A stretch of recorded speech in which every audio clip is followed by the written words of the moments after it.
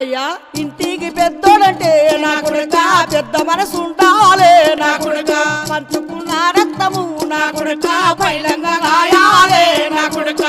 అన్న బిడ్డలో లేను అయినయ్యా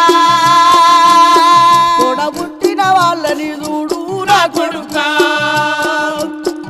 పిల్లల కొడి తీరు నా కొడుక రెక్కల్లా దాసుకోరా నా కొడుక